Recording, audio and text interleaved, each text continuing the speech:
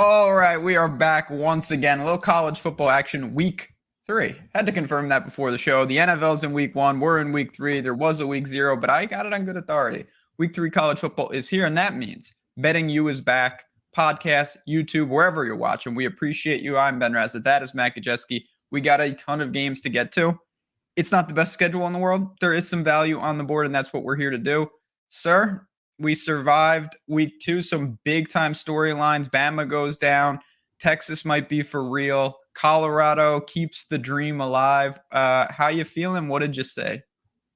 Yeah, survived might be an understatement. It was a pretty good week for both of us, I know. Yeah. A lot of people on the podcast seemingly, I would guess, did pretty well. So it's been back-to-back good weeks after a not-so-great week 0. So we'll look to keep this moving forward. But yeah, a lot of takeaways overall, just looking from a team-by-team perspective. Alabama still does not have that quarterback situation figured out. Thought maybe they would be able to overcome it, but they could not. Wisconsin does not have their defense figured out. My goodness, they looked horrible against Washington State. That was a big miss by me. Luckily, they still were able to score some points there. And of course, Colorado, they continue. We'll see what they do against some actual decent competition. That they're not going to face that this week. And I think the last big one is, man, Texas A&M still has problems getting absolutely run over by Miami, letting them score like 50 points in that game. Holy smokes. Bunch of little micro takes, which we can dive into here too. But yeah, overall, 2 good weeks back to back. Won't always be like that, but we'll try to continue the success moving forward. Yeah, it was overall, it was a little back and forth for me. I was happy. I dropped Arizona State, had chances to win that game late night and just could not get there. I was not impressed with them or Oklahoma State, but that's fine. UCLA took care of business. Ole Miss, that was a lot closer than it may have indicated, but they finally wore them down. After Pratt was ruled out, the spread jumped like 6 points, and we still almost lost there. But yeah, it was Van Dyke. How about Van Dyke? He looked good. We'll see what Miami can do. Clemson sleptwalk for about 10 minutes against Charleston Southern, and then they scored like 65 unanswered points. No surprises there. But yeah, it was a pretty standard week. The lightning delays, I don't know if you noticed that. There were games that went on for like 12 hours.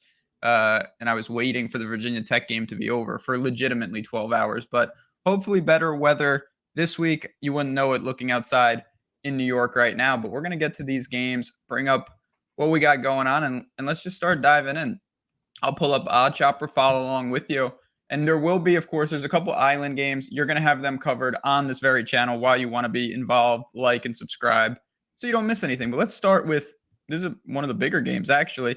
I'm talking about LSU and Mississippi State. LSU has no margin for error now. They already dropped their, I'm not going to call it a freebie, but they can't be messing around with this game.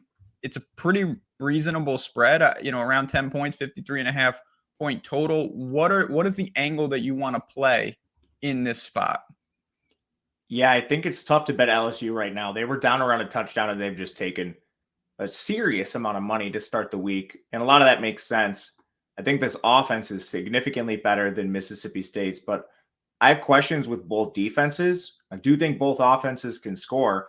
So I bet this over twice already, once at 53.5 and once at 54.5. It's bouncing around 54.5 in some spots right now. But right away, I don't see many teams being able to stop LSU. The only team that could stop LSU so far was themselves. They should have put up probably like 40 points on Florida State, but instead they missed on a bunch of 4th down conversions, ran a bunch of really dumb plays at the goal line, and they've really just shot themselves in the foot. Otherwise, this offense probably would be among the highest scoring in college football, but putting up 24 points against Florida State, I mean, man, that easily could have been like a 45-40 game. Anyway, you've got Daniels. They actually, I think, have moved to their freshman running back, Caleb Jackson, who played a ton last week, which is interesting to me because you still have Williams and Diggs and a lot of good backs there. Weird that they needed to make this change in week 2, but ultimately he looked awesome, so I don't hate it. They also moved towards their 5-star right tackle, Lance Hurd. They benched their previous starter. He got 50 snaps in week 2. And again, they basically played Grambling, an FCS team. That's the right time to make some of these choices. I think this offense is going to be awesome moving forward as it was in week 1. The real question I have towards the over is, what is Mississippi State going to do? because LSU's secondary has been brutal to start the year. They got absolutely demolished by Florida State. They already started 2 different corners and safeties. Last week, they made the change, brought Denver Harrison. They also started a true freshman in Ashton Stamps, basically just benching Deuce Chestnut and Sage Ryan. They also really reduced Harold Perkins' role after a horrible week 1. I don't think that's any fault of his own. They basically just have been playing him out of position. But there's a real questions with this LSU defense, particularly in the secondary. We know Mississippi State made the change on offense. They're now a ground and pound team. My question is, do they let Will Rogers throw? He's still been great. Completion percentage over 70%. Good turnover-worthy play, big-time throw ratio. I mean, he has great receivers, too. They got Xavier Thomas back. They have a lot of incumbents back in this receiving core. Do they get away from this ground and pound approach, and do they try to throw on LSU's weak secondary? If they do that, I think this over comes in, and I'm going to back this Mississippi State coaching staff. They haven't shown me any concern yet. This is a big question, but I think they will find the right approach here and attack this secondary. Yeah, this is going to be a fascinating game. Again, Arizona, pretty solid team, found a way last week. And LSU, we don't really know because we saw Florida State and then we saw Grant. It's such a wide range of opponents. 4.5, that's about the number everywhere else. I'm fine with it. Interesting. Not an angle that I really looked at just yet. So it does come down to, will they let Rodgers air it out? Because they probably will be trailing if the books hold up. And that will be key. So any feel, you're not touching a side, right? No, I think you missed it. Just moved 3 points already. Yeah, fair enough. Moving through, we got some weird. I think this game, I say this about like 8 different games, but I'm pretty sure this is called the backyard brawl. Pittsburgh and West Virginia have a rivalry. It's got a name. People in the comments, you can let me know if I just made up a No, you're different right. rivalry. That's it. Okay, look at that. It's the backyard brawl. There we go. Pittsburgh, West Virginia, and it's a competitive one. I see 1 on the screen, 50.5 point total. Again, we'll shop that around during the show. But when you see these 2 squads, we saw West Virginia against Penn State earlier. I haven't seen much of Pittsburgh. What do you expect here? I took West Virginia as a pick'em. Obviously, the line hasn't moved significantly since then, so I'm still comfortable with the Mountaineers. I think they're a team built to give Pittsburgh problems here, as Cincinnati did in their last game. I mean, Cincinnati, they win 27-21. They were 7.5 point underdogs, so a massive win for them. But Pitt's been kind of brutal to start this year, and I'm not sure it's going to get better. By choice, they want to be a run-heavy, grounded pound team. We saw that when they switched OCs back a few years ago, moving from Whipple to, their current OC. Narduzzi just wants to be an old-school team, which is fine. But you're going to play in volatile games, especially when your defense and your offensive line are concerns. And that's the case here. Jerkovich has a 49% completion percentage, the former Boston College signal caller who reunited with his old OC. But man, it has not been tough, or it's not been easy sledding for him. The offensive line's been very bad. They've allowed a 28% pressure rate through 2 games, and they've played Wofford and Cincinnati. Cincinnati does have an excellent D-line, so that should at least be noted. But man, this team already benched Jason Collier on the offensive line. They're starting a true freshman in BJ Williams. They also benched Ryan Baer. This offensive line is a mess, and it's undergoing a ton of changes. Their defense, I think, is probably going to be an issue in certain games down the stretch, too. They lost 2 defensive backs in like their entire edge group. They had like 4 edge defenders leave, plus 2 linebackers. Cincinnati gashed them on the ground, and that's exactly what West Virginia wants to do. By choice, they are a grounded pound team, and I think this actually suits them.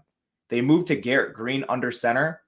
Not great numbers as a passer, but I don't think they really need him to do much. 56.5% completion, 8.7 yards per attempt. He does have 4 big-time throws, 0 turnover-worthy plays, which is perfect. You need him to be an excellent runner, which he is. And then when you do throw, just don't put the ball in harm's way. Use your pass game as an extension of the run game, and he's done that. West Virginia does have an excellent offensive line. They're going to take advantage of a Pitt defensive line and linebacking core, which has been weak to start the year. And right away on defense, I think West Virginia's biggest problem is their secondary. Pitt, by choice, doesn't exploit that. So right away, this sets up well for West Virginia here. I like them anything through 3. What do you think on this weird game? Yeah, I'm with you stylistically. I think it does go to West Virginia. I'm a fan of we talked about again a little during the Penn State game. And you look at that score, they're not able to go in there and do much. But I thought Green was fine, and he's obviously got dual threat ability. You mentioned the issues for Pittsburgh. It seems like they're searching. Again, that is a team I'm not going to pretend that I've seen a lot of. I've seen some West Virginia. I have not seen Pittsburgh. But with that rivalry game, I think West Virginia is the side here. Now it's moved. You can get, you can take the point. It's fine. Anything in this number I think is good. It's basically +1 everywhere else. But I'm with you. I think that this is not an upset, but I think West Virginia gets the job done here. Yeah, I agree with you. And they lost to Penn State. We expected that. Yeah. But I don't think they showed us kind of what we thought they were going to be. They were a decent, efficient rushing attack, and they're a team that's kind of ballsy. Like, they're going to go for it on fourth downs. They went 3 of 6 on those, but they're great at sustaining drives. They're going to drain the clock, and they're going to play decent defense, especially up front. And the real place where Drew Aller crushed them was through the air. Jerkovich and this Pitt offense do not have that ability. They do not have good receivers. They cannot pass block. I'll back the Mountaineers. We're unanimous there. West Virginia on my card as well. Next game up, not on my card. Can't even show you what's going on. This is all you. I am in New York. Syracuse, cannot bet them. Syracuse and Purdue. The spread you're telling me, I'm just looking at some of your notes, is 3 points. I have not seen that spread for obvious reasons. Are you back in the Orange, who have destroyed a couple teams, or Purdue, who, like I told you, played a 14-hour game because they were sitting in the locker room for 8 hours in Blacksburg? I'll be back in Purdue here. I think this is a solid buy low spot. I bet them at +3. The total in the game is 58.5. To your point, we just saw Syracuse murder Colgate and Western Michigan. They've allowed 7 points all year long. But I'm a little concerned with this team. Their best receivers hurt. Oronde Gadsden, he was in a boot. He got hurt on the second play of their last game. They also lost David Wallabaugh on the offensive line. They haven't had Kalen Ellis or Joe Moore start this entire year. Those are 3 starters on your offensive line that might be injured. I think maybe you get like one of them back, but I do not anticipate all 3 playing. And Gadsden being in a boot is a major problem. We'll see if he can return, but it's not optimistic here. And then Purdue, they've played kind of the opposite schedule. 2 pretty competitive games. I don't think all that highly of Fresno State and Virginia Tech, but they've looked decent in some of those spots. I'm impressed with Hudson Card. He's played well to start the year. And the biggest concern for him is the offensive line's allowing a ton of pressure. 36% pressure rate is horrible. When I looked at this, I was shocked that Card has only taken 2 sacks. This guy needs more credit for what he's been able to do under pressure constantly, but only taking 2 sacks. He gets rid of the ball, and he doesn't take a lot of negative plays, which has helped Purdue. And they have pretty good receivers. Burks has been solid to start the year. The biggest losses for this team are on defense. 3 DBs, 2 linebackers, 1 edge, 2 defensive tackles. And Purdue's really struggled to replace those guys, especially in the secondary. They're outside the top 100 in coverage.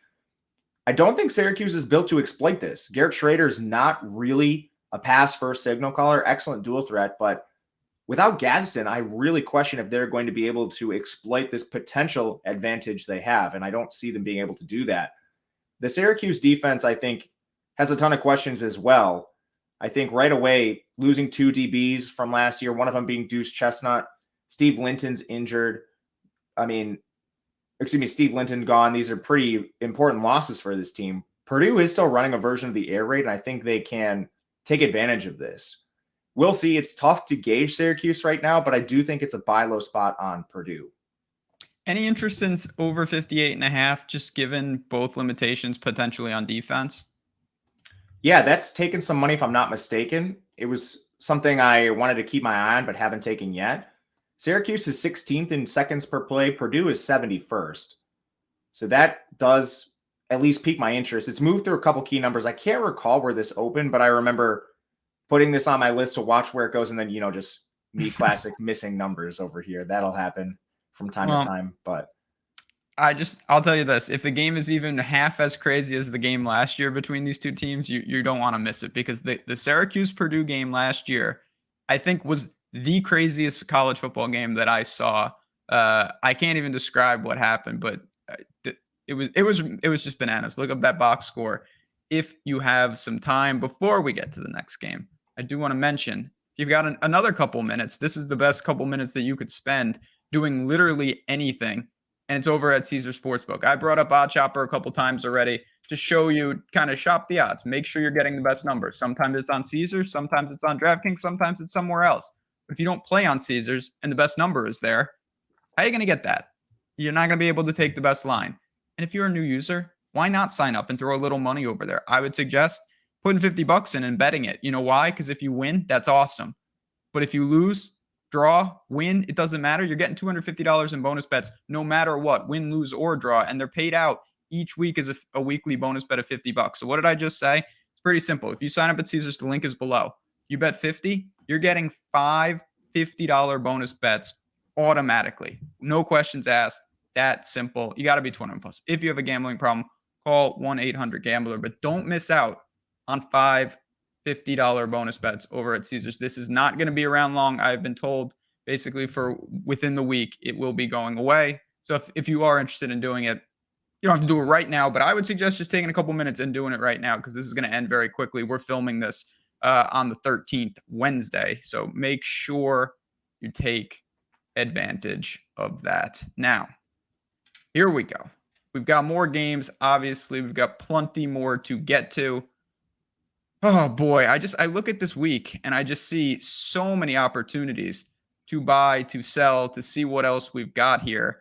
And as I pull back and look for my betting you, here we go. Sorry about that. I was like, we're stuck on the Caesars logo, but we're not. We're back in business. We got a lot more games to get to here. Let's keep it rolling.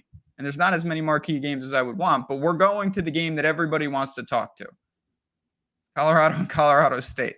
This guy, I mean, Dion, it's unreal. He's taken over college football. I can't wait for next week, and we'll talk about that maybe a little this week as well. But Colorado State, game day is there. Is there any way that this game is competitive? Because when you look at the spread, it doesn't seem like it's going to be. I think it could be. I still have questions with Colorado State, but this is a team that wants to be an air raid offense. I liked some of the pieces they added. They obviously were not able to get it done in week one. They lost 50-24 to Washington State, but they're coming off a bye here. I don't know how the schedule lined up that way, but they did not play a week 2 game. And they made a quarterback change, which I think could be the answer here.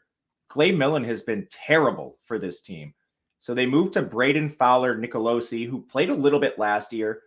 And this guy's got like some Jaden Delora to his game where he has some really awesome throws and then just will throw a pick 6. So far, he has a 65% completion, 10.5 yards per attempt, 1 big time throw, 2 or 3 turnover worthy plays. This has been a problem for him. Not a huge dual threat.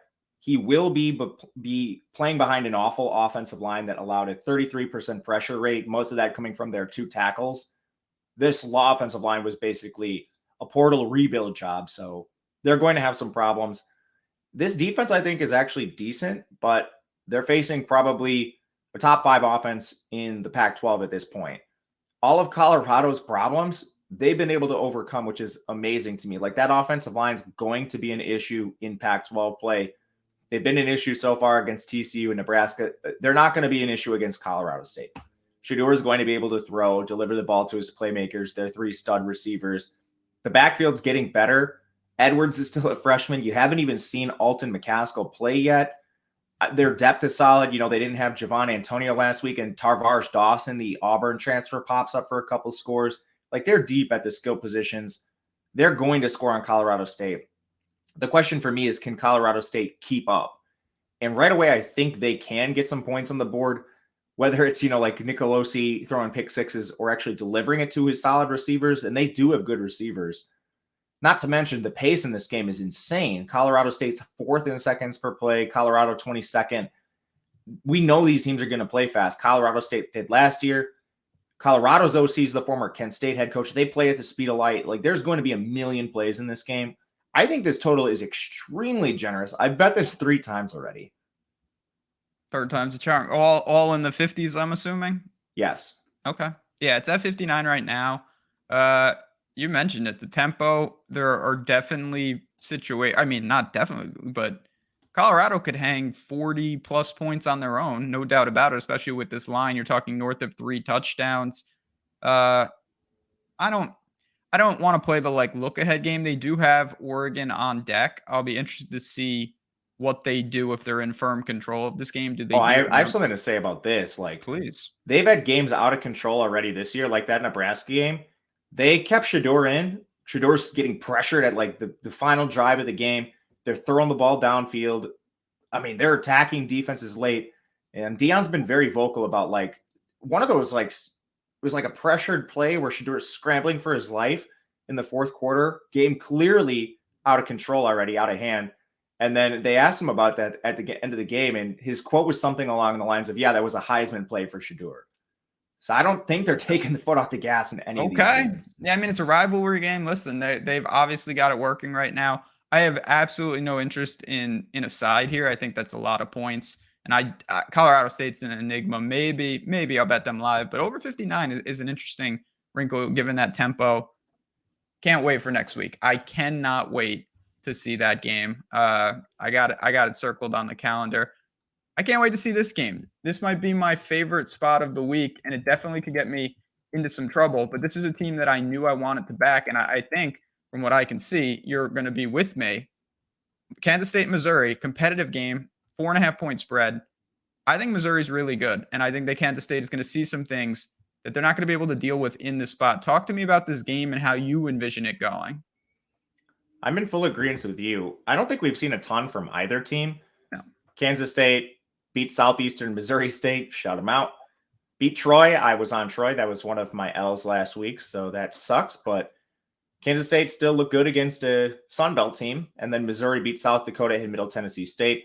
That Middle Tennessee State game looks closer on paper than it actually was. Missouri just went extremely vanilla at the end of that game. They were up 23-10. They ran 46 times, and they allowed a touchdown and a safety in the final 4 minutes of the game. So don't read too much into that Middle Tennessee State score. Not as competitive as you might think. Missouri's a team we did like, and I know you were high on them to begin the season. They've gotten a lot of good play out of Brady Cook. He needs to be, like a dual threat game manager for this team, he's done that so far this year. 75% completion. I mean, they return 5 players in the offensive line with starting experience. They add Marcellus Johnson. This should be a pretty good run team. They should be a pretty good pass blocking team. As long as Brady Cook can avoid the turnovers, I think he delivers the ball to Luther Burden just fine and Theo Weiss. Their defense is nice. Really good secondary here. We know Kansas State doesn't necessarily try to exploit that.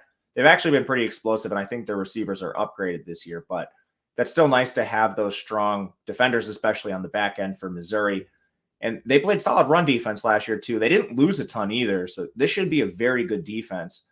Then on the Kansas State side, I do have some questions. Will Howard actually kind of plays a similar game to Brady Cook. He'll be a dual threat, just needs to not turn the ball over. They've had some turmoil on their offensive line so far. They've lost Christian Duffy, and they've kind of struggled to find the last starter with him out. They've moved around like Hadley Panzer, Taylor Poitier. So the offensive line not quite as strong as I thought it was going to be to start the year. They haven't had good play out of their running backs. Both Giddens and Ward have been under 3 yards after contact per attempt. That's a pretty good threshold to look at for these backs. If you're creating on your own, awesome, but they don't seem to be doing that, and the offensive line has issues. Then on defense, they lost 4 starters in their secondary. They lost a good edge rusher. The newcomers have played well against Troy and Southeastern Missouri State, but once they get tested, I want to see what these newcomers do against real competition. They'll face that this week. Very generous number. I took plus 5.5 on Missouri at home, coming off, like a sleepy performance against Middle Tennessee State, kind of by choice. I'm anticipating I'm guessing they just saw this game on the schedule and decided to run the ball at the end of the game. But man, really generous number. What do you think here? Yeah, I'm with you. It's down to 4.5, and I think you could take the money line. I view this as I agree. That's a great. What is the money line? Yeah, I'm seeing basically from plus 150 to plus 200 range. DraftKings says plus 160. Anything in there, I think, is fine. Again, Odd Shopper can help you out there. I look at these teams. I'm not saying the books did this, but if you're just looking at the box scores and you're just like, oh, Middle Tennessee State, they lose to Bama by 1,000, and then Missouri only beats them by 4 points. That was a geared down game in hand. It was a sleepy performance. I'm not saying it was encouraging, but I don't really relate that here. Kansas State has seen nothing like this. I'm a Brady Cook fan. I'm a fan of Missouri's coach. I think Missouri will be ready here. I want the points. I want some money line. I think they can get it done here. And if they can, this is a big win because Kansas State's good. Kansas State really does know what they're doing, and I do give them credit for that. So keep an eye on that one. This is the next game. Virginia Tech and Rutgers. A real barn burner here. Virginia Tech, man, they got issues. You were all over that in our preview shows talking about the ACC, that this team really might struggle this year. And it's not like Rutgers is expected to do much. But when you look at these teams, they could be at the basement of their conferences. It's a close 3.5-point spread here. Which side you backing? Yeah, we were higher on Rutgers too. I kind of want to just caution that a little bit because we saw Rutgers having an improved roster and we're like, oh, this team still might win 4 games because they play in a very difficult conference and a very difficult division within their conference. But these are the kind of games we want to back Rutgers, and we've been able to successfully back them a couple times this year already. Virginia Tech is a complete mess. They have a ton of injuries. Their tight end Nick Gallo still hasn't played. Ali Jennings I don't think he's going to play for a while, man. He looked like he suffered a pretty debilitating ankle injury, was in a boot. He's by far their best receiver. Their second receiver, Jalen Lane, is questionable. They didn't have their premier safety, Nasir Peoples, last week. Grant Wells is questionable. That might be a positive, but I don't really think I don't think highly of Drones, the Baylor transfer, either. If he couldn't beat out Grant Wells, I have serious concerns there. And right away on this Rutgers side, they played a little better than we thought. This was a team that we knew was going to be defensively sound. They had a ton of returning production on defense, and they've outperformed expectations every step of the way, covering 2 spreads already against Northwestern and Temple. No, I mean, those aren't good opponents, but still, they outperformed expectations relative to what bookmakers expected from Rutgers. They've actually got pretty good play out of Wimsatt. He's a guy that can run. The offensive line's been solid. They've only allowed pressure on 15% of dropbacks. If they continue to keep him clean and he can just execute an offense, we don't need this guy to be Drake May, Bo Nix. They're going to beat teams like Virginia Tech. So I grabbed this at 3.5. I got kind of lucky with this line, like the Ali Jennings news came out after I bet it. But still, I think there's some room for Rutgers to be even a larger favorite in this spot. The only thing I think you're working against is pace in this game. As they get closer to a 7-point favorite, this game's not going to be fast. The strength of both teams is on defense. I think there's concerns with this Virginia Tech defense where Rutgers can exploit it. Pretty good run game. I mean, they haven't had some of their running backs, like Chris Long hasn't played or he missed last week. So, I mean, Rutgers might get some guys back here too. I'll back the Knights in this spot. It's hard to really push back against any of that. Virginia Tech is just a mess. You mentioned the quarterback situation. You mentioned the injury situation. 39.5-point total is probably your best counterpunch to this, and it has touched 7 in spots. So I think that just shows the Virginia Tech's got a lot of problems, but you have lost some value. I might just chill right now, and if it dips to 6.5, maybe look. If you want to be a little different and you're shopping, maybe you go like moneyline parlay piece, because I think Rutgers is going to win the game pretty confidently, but you're obviously laying a lot of juice there. Nothing on the total for me. Nothing really else to say. I think Rutgers is going to move to 3-0.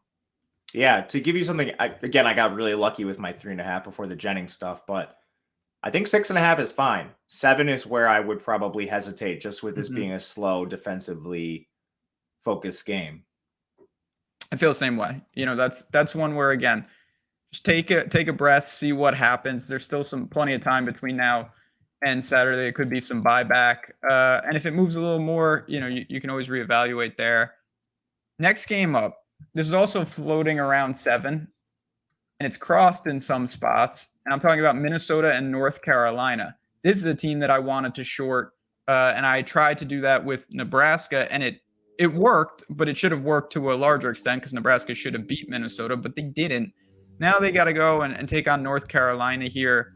Interesting, weird, non-con game, 50-point total. Talk to me about Minnesota and then talk to me about North Carolina, because to me, it's Tar Heels or pass. I took Tar Heels minus 6.5. It's moved through 7, but honestly, I don't have a major problem with this. North Carolina is going to put up points on you. And I think people might be scared of that App State showing last week. Honestly, App State might have a better offense than Minnesota at this point. And there was a lot of I bet North Carolina last week did not cover. There was a lot of uncertainty in that game with App State changing signal callers. And that new kid, Aguilar, even though he was the backup to start the year, he looked a lot better than Berger in both games now.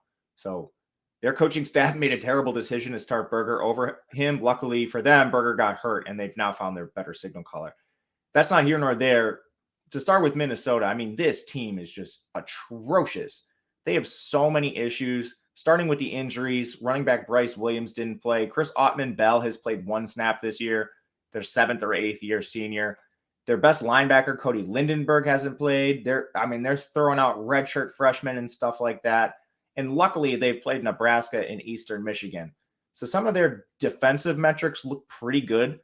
But, man, they have 6 new starters on defense. These are either young kids with no experience or bad transfers like Jack Henderson from Southeastern Louisiana.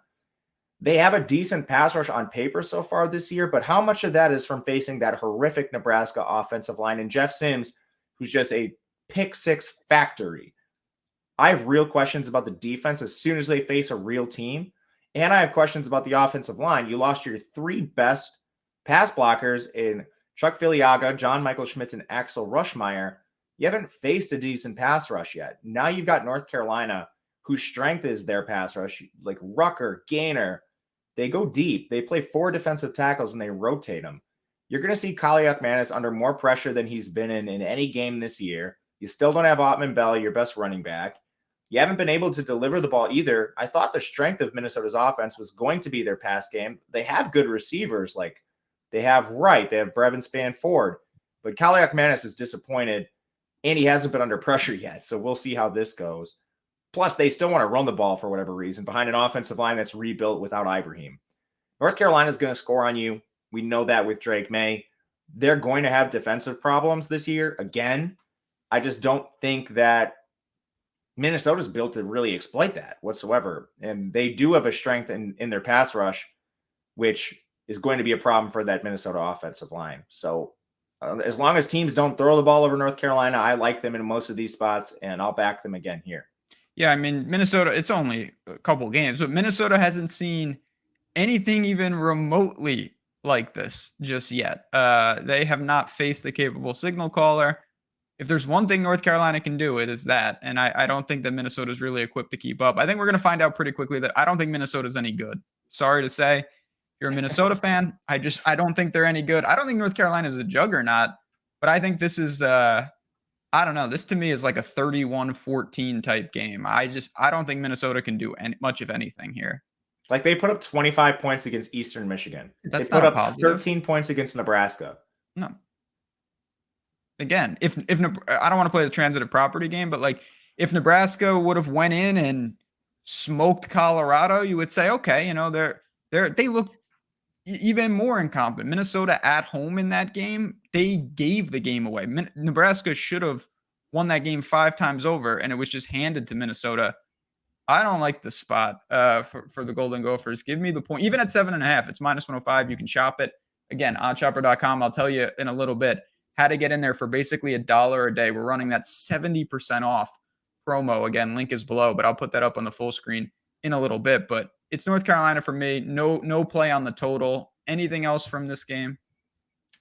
North Carolina got British Brooks back. Forgot to say that. Their premier running back. Nothing but a positive there. There's not many positives to say. One of the things that we got right last week was that Iowa State is confirmed horrible.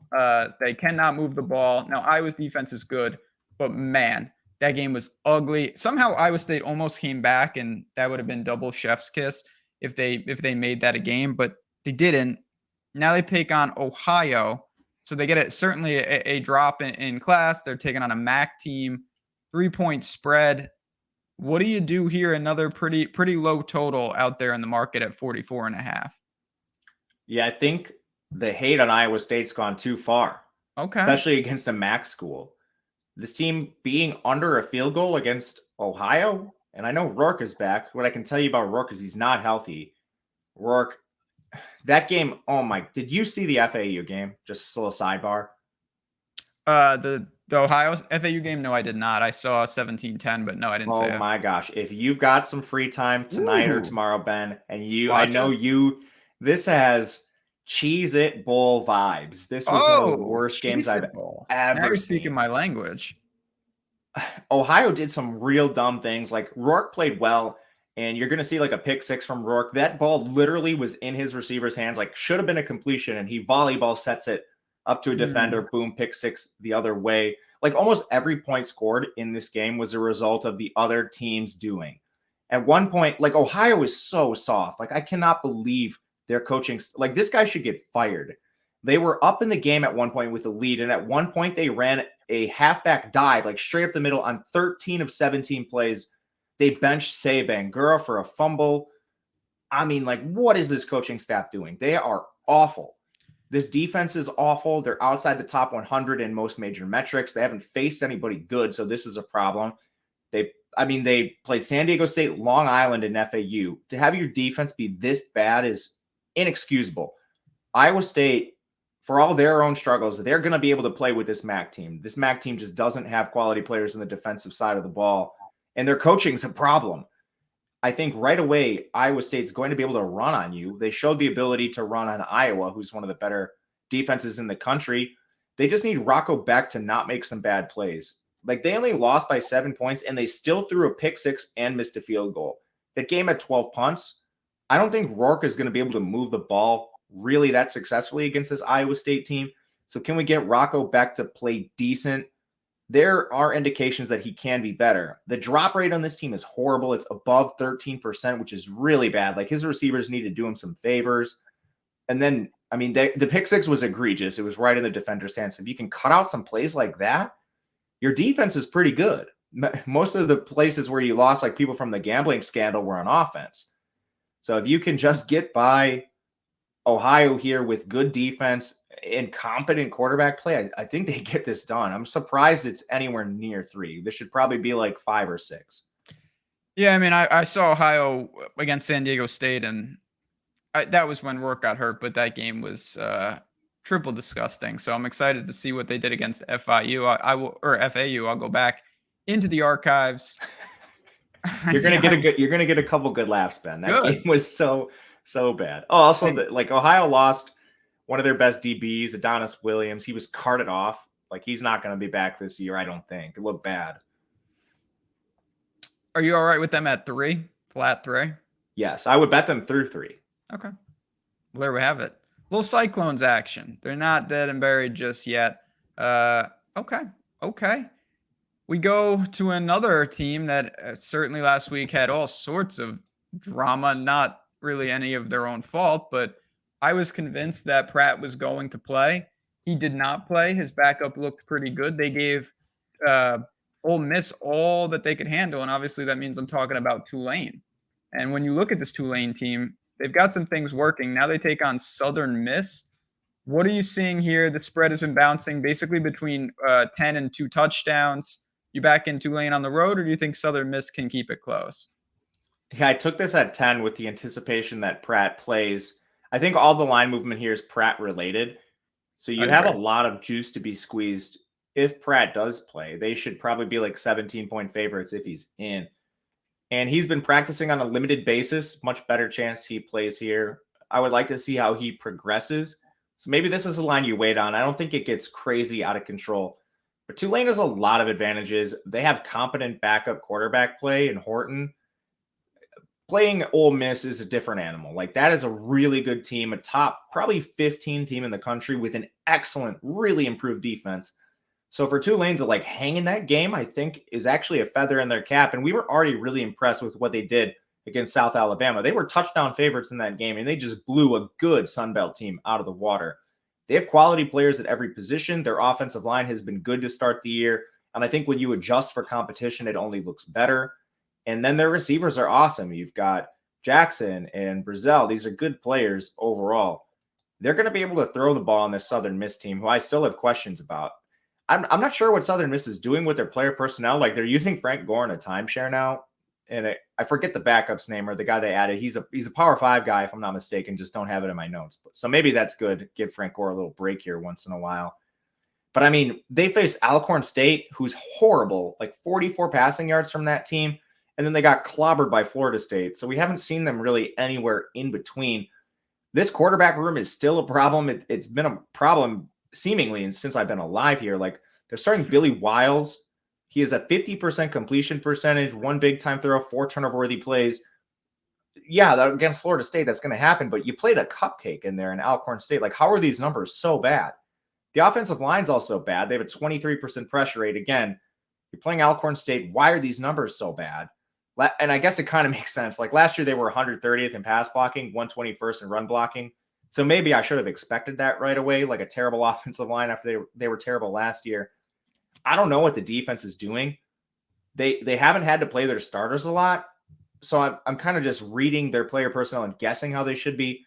I think their front seven will be good, and I think their problems will come in coverage, which is a problem really against Tulane any way you shake it. Those receivers are going to stretch you out, and they're going to beat you deep. And Pratt, he definitely can execute that. And then again, even if Pratt's out, I think the backup here showed himself to be pretty decent and competent enough to orchestrate an offense.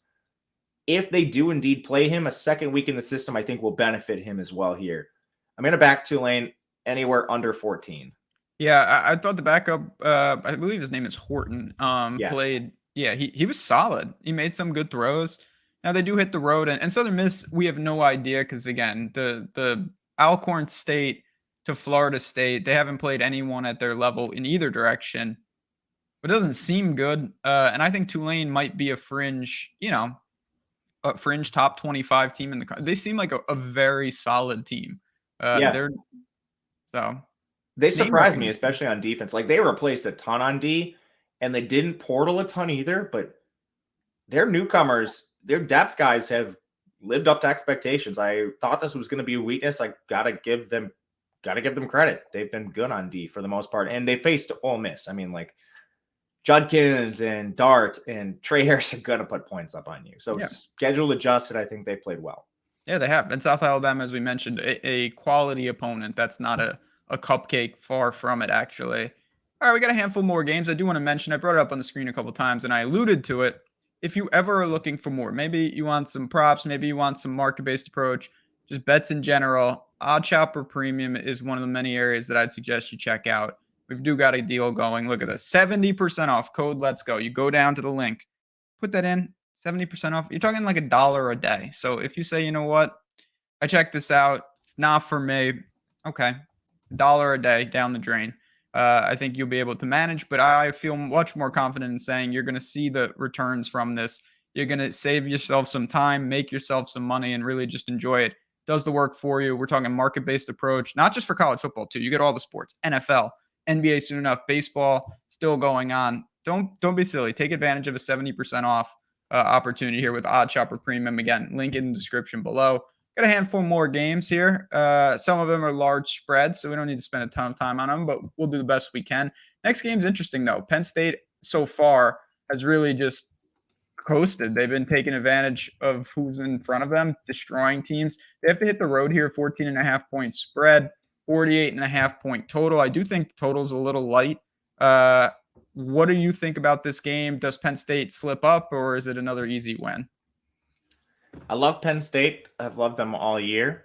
Beat up on Delaware last week, but played well against West Virginia. Were able to take their foot off the gas a little bit. We saw a lot of really positive things from this team that we came in questioning. Drew Aller's been awesome to start the year. He's been able to deliver the ball to his receivers. Keandre Lambert-Smith seems to have taken that jump, filling in the shoes of like Jahan Dotson. And they seemingly always have like a stud wide receiver one, like formerly Parker Washington, a lot of these guys. Early indications are he's been able to make that jump so far, played really well. And this team has an awesome offensive line, maybe one of the best in the country. I think they're probably a top 5 unit. And then their defense has been sick too, and they've been down 3 starters. Daquan Hardy hasn't played yet, and then they've had 2 defensive tackles out, Amin Vanover and Keziah Izzard. They're going to get these guys back at some point. I think this is just holding players out for precautionary reasons. No reason to play them against Delaware. So at some point, I think we do see these guys return right away. Rushing attacks, awesome here. The real concerns I have are on the Illinois side, and why I think Penn State is still a value at 2 touchdowns. Illinois has not played as well as we thought they might this year. There were questions with the secondary. We knew that coming in. They lost 4 to the NFL. But their front 7 looked pretty good. They've been horrible to start the year. 4.5 yards per carry to Toledo, 6 yards per carry to Kansas. This defensive line has not held up. They're outside the top 100 in total defense, outside the top 90 in run defense when you schedule adjust for opponent. Their quarterback room is solid enough. Altmaier hasn't really been under pressure. He hasn't faced a solid pass rush yet. So as soon as you face a team that can dial it up, which Penn State can, how does he look? Their backfield has been terrible. They haven't got much out of their offensive line. And then, they go from Chase Brown to Reggie Love and Josh McCray. These guys have been pretty brutal to start the year. Like McCray, especially under 3 yards after contact per attempt. Their strength is probably the receiving game. And then, you're working right into a Penn State secondary, which is elite and might be getting back Daquan Hardy. They've been starting a true freshman, Cam Miller, in his place. And awesome for Cam Miller, highly recruited player, like really talented. He'll be working out some kinks, in his 3rd game in his career. But man, this Penn State team getting healthier, I would not want to run into them at this point. So ultimately it comes down to, Penn State's the road team, but this is an offense and defense for that matter that I've been really impressed with. And Illinois has been the exact opposite. I haven't been impressed with Illinois either, but I'm a little confused at what happened to this total.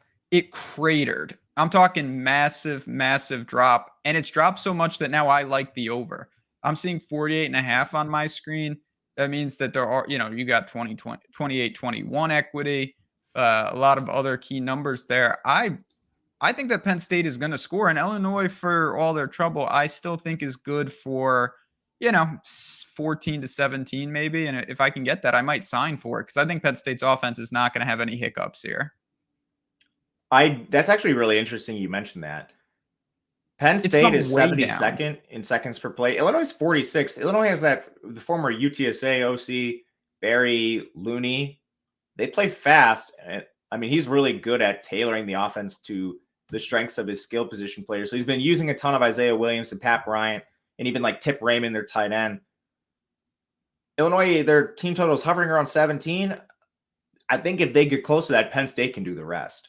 I agree. I totally agree. And I think that they can. They're a team, and it could be in a lot of different ways. I wouldn't be stunned to see some turnovers in this game. I wouldn't be stunned to see some short fields, but I think this is overreacted a little much. I'm not saying I was going to play over 52 or 53, wherever this opened, but 48.5, I'm okay with the over here. I think I'm going to take that right now. It wasn't on my card yet, but the more you talk about it, the more I look in the back end. It seems pretty good. What we do. Do you remember this game like 2 years ago where they were dueling overtimes? It was maybe outside of the Cheez-It Bowl, the worst game I've ever seen. I do remember that. Illinois has been in some absurd games. Like that was like didn't they take Michigan to the wire? Last year, they lost on a penalty. Yeah. Should have won. Illinois should have been Big 10 West representatives. Tough scenes. You don't have to worry about that this year. I can promise you that. All right. We got this game. I got a lot of questions about this game. A lot. And it's Washington and Michigan State. So, first of all, Penix throws for legitimately like 500 yards a game. It's quite impressive. And now he takes on Michigan State. Even though he's on the road, he should have a field day here. It's a 16-point spread. Michigan State was bad to begin with. Now they've got, turmoil. The whole situation with their coach is a mess right now. 58-point total. The floor is yours. What are we doing here? Because it seems to me that Michigan State is not ready to play. Yeah, the line doesn't make any sense to me here. So honestly, I'm questioning whether I'm missing something or not. Same. But to keep this brief, because I don't think it requires a ton of analysis, you mentioned the coaching change for Michigan State. Won't get into that, but I don't see how you could possibly view it as a positive. And what have they shown us? They beat Central Michigan, a weak MAC team who can't pass, and Richmond. Noah Kim's looked fine.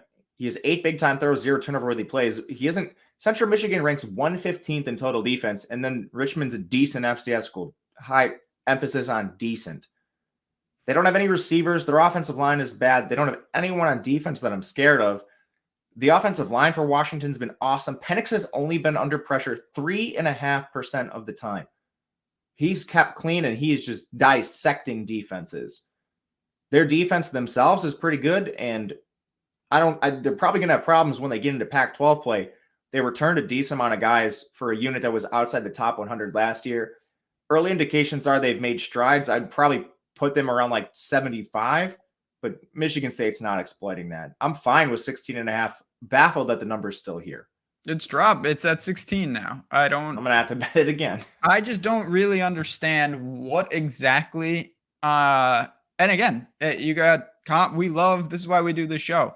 At JazzRazDFS, at Matt_Gajewski. If you've got thoughts on why Michigan State might be able to either slow the tempo, limit the exposure over the top, or something else, I'm all for it. Tweet me. I want to hear this because I don't get this at all. What exactly is Michigan State going to do against this type of attack?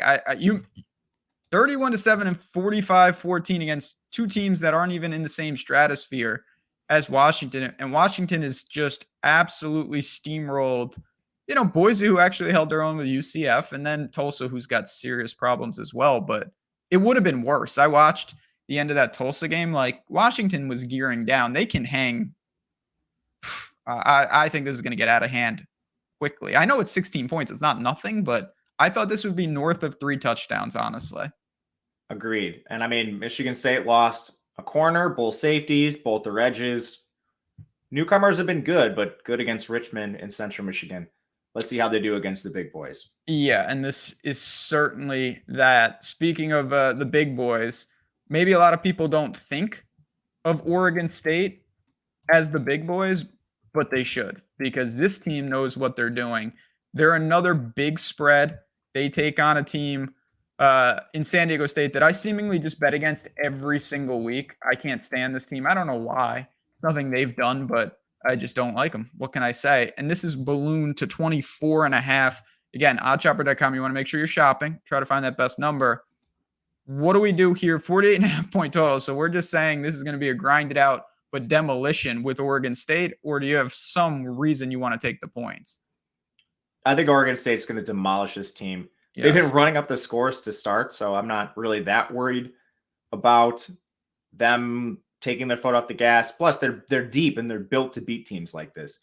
I've been betting against San Diego State every step of the way too, and we're lucky, or they're lucky, I guess, that Ohio's quarterback got hurt in week 1. Otherwise, they were unlikely to cover that game, but got demolished by UCLA. There's serious questions with this team. Offensive line is horrible. Allowed 9 pressures to Idaho State, 9 to Ohio, 7 to UCLA, who took their foot off the gas. Offensive line's a huge concern. That's the strength of Oregon State. Most of their departures were in the secondary and they had in the linebacking core, so they're going to be able to stop the run. Maiden can't throw. He's a converted safety. He is over double the amount of turnover-worthy plays compared to big-time throws. Receivers aren't good. And Oregon State is built just exquisitely, and they are going to absolutely demolish this team. This is a run-based team facing that's the weakness of San Diego State's defense. You've got Damian Martinez, strong offensive line that returned 4 starters. Yuwa Galilei, who's now a threat in the run game. They've been able to keep him clean, 14% pressure rate. He's delivering to players. They kept Anthony Gold out last week. I think he's back now. And on the other side, like, I don't know how they score on this front seven for Oregon State, San Diego State, that is. Just advantages everywhere for this team. Plus the depth, like even the backups for Oregon State might be better than the San Diego State team. So you've got kind of like that Oregon wrinkle from week 1 where it's like, all right, they put up 81. Their second team was way better than the first team for this team. Like Oregon State handled San Jose State, who I think is a better team straight up than San Diego State. I mean, the thing I was a little confused about, and obviously the spread was just wrong. Not that anyone was paying attention to this, and I didn't bet it. I was looking Saturday night. I'm looking at the remaining games, and I see, Oregon State's playing. Oh, they're playing an FCS school. Oh, and I look, it's 24 points. And I'm thinking, man, I know UC Davis is pretty good, but that's pretty low for a team of this caliber. And then I didn't do anything, and I look 55-7. Like, gee, and now that's the spread again here. honestly, I don't know how much better San Diego State is than UC Davis, because I think that San Diego State has issues, and you just mentioned it. Oregon State, say what you want about their secondary and whatnot. San Diego State, it doesn't matter. They're not going to exploit the potential weaknesses. They're not built like that at all. I think this might just resemble the same game we saw last week, where it's just like 48-10, and we call it a day here. I agree. I think maybe the only thing you're worried about is potential look-ahead stuff, but yeah, I'm not going to worry about that. No, it's a low variance team. They just do what they do. Like, they're just going to ground and pound them, and they're not going to be able to stop that. Couple more. Again, there's a lot of big spreads this week. We got to work through them. We'll give our best bets before we get out of here as well. But I do want to ask you about Florida State, who, again, marquee, maybe the win of the year so far. Then they got a little reprieve. They got to take on Southern Miss, destroyed them. Now they got to hit the road and take on Boston College, I haven't seen them, but I was looking at the scores, and they were struggling with teams they shouldn't be struggling with. It's a 26-point spread, 48.5-point total. Any reason this stays even remotely competitive? Once we get into this territory, it's harder to bet these games. So this is kind of like the degenerate area for me. Yes. This is a motivation area. They've got Clemson next week at Clemson. So 2 straight road games. Definitely a look-ahead spot if you believe in those sort of things. But this is still a conference game. They have some injuries on the offensive line. Maurice Smith, Robert Scott are banged up. Safety Akeem Dent. Johnny Wilson left last game. Kentron Poitier left last game. So, I mean, they've got some injuries maybe they decide to nurse. Boston College did make a quarterback change, I think, for the positive. Thomas Castellanos has played much better than Emmett Moorhead.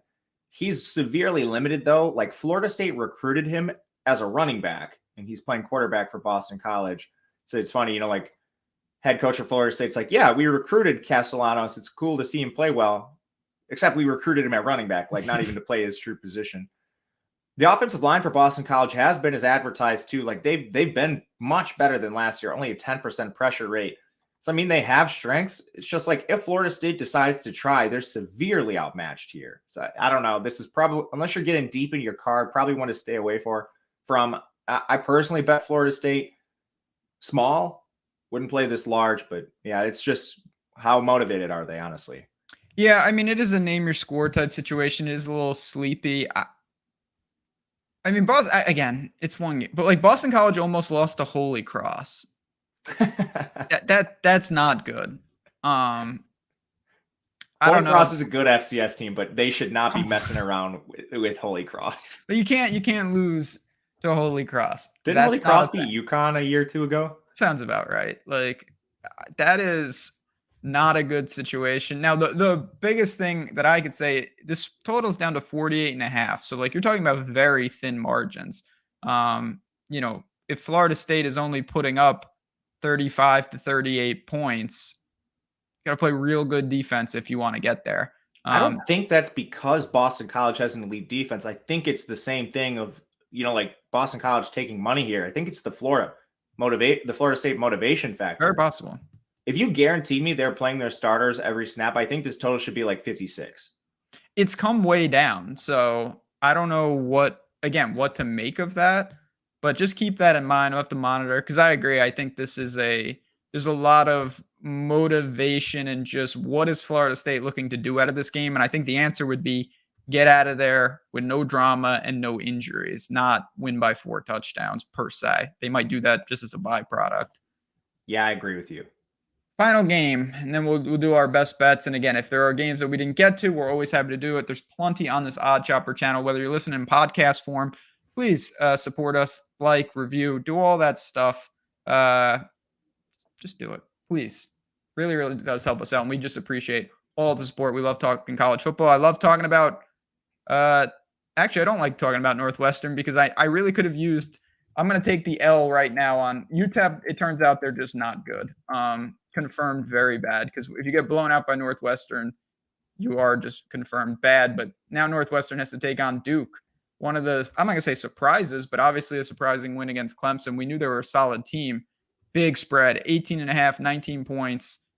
What do you make of this? Again, Northwestern's pretty rough, even though they crushed UTEP. It's true. And yeah, I bet Duke in week 1 on on the spread. I did not think they were going to win outright. So that's awesome for them to see. Originally, like I like Duke in this game, but I think the best play is the over. I took it at 46.5. It's at 48.5. I don't really care that much. 35th, that's Northwestern seconds per play. 48th, that's Duke. You've got 2 top 50 teams in terms of pace, and the plays per game do not reflect that. And I think that's just because of some inefficiencies elsewhere. So right away, you just look at like regular plays per game. Both these teams are playing much faster than that.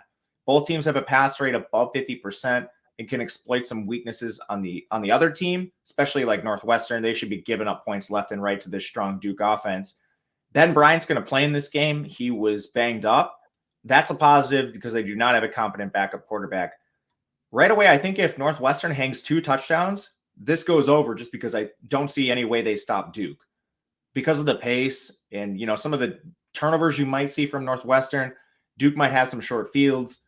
A lot of ways this goes over, in my opinion, not just from the pace, but some of the efficiency matchups that Duke can exploit on offense to get themselves above like 30, 40 points here.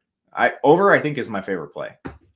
Yeah, I mean, I see the line you're taking. I have not bet this, but I might jump on this with you because I think that Duke can really do what they want. And Northwestern, again, one of those teams, all they have to do is not get 0, and we'll be fine. A couple touchdowns might sign for that in a situation like this because Duke should really handle them. Again, the spread kind of tells the story, and that's what we dealt with all week. Week 3, a lot of double-digit spreads, 20, 25, 28. Got to attack some totals in that situation. But we've talked about a lot of teams, talked about a lot of games. You know the drill. Someone's out there, I'm sure. They've got a couple bets to make. Which ones are you putting at the top of the list? The first couple I would take, if you're only doing 3 or 4, would be the over. I'll try to do some ones where they haven't moved a ton either, so you can hopefully take this and make some actionable plays. But Colorado State, Colorado, I took over 59.5, seeing this in that range at 60. Think that's completely fine.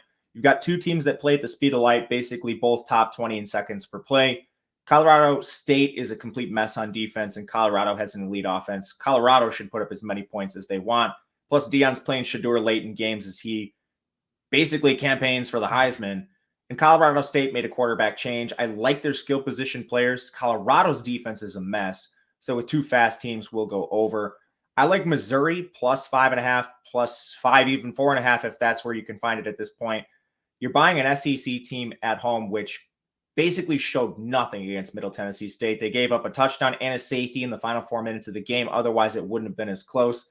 Like the skill position players and the offensive line and defense are sound for Missouri. No slight to Kansas State, just a little mispriced so far with what we saw early in the year.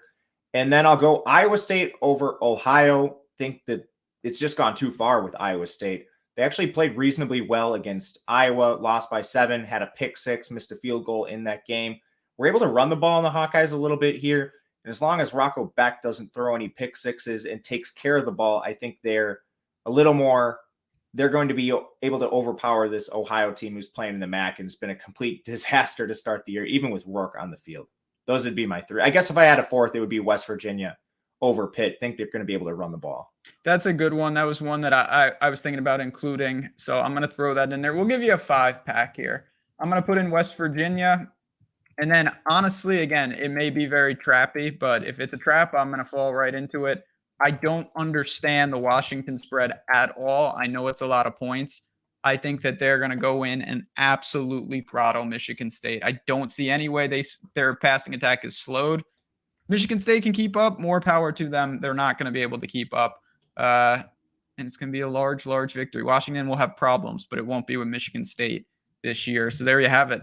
Week 3 in the books. Of course, best bets, parlays, breakdowns, everything that you want for college football. It's here. It's available on OddsShopper. And just make sure for yourself that you're at least taking advantage of looking at what's going on across the industry. We have those links set up. You just go to the description of this video.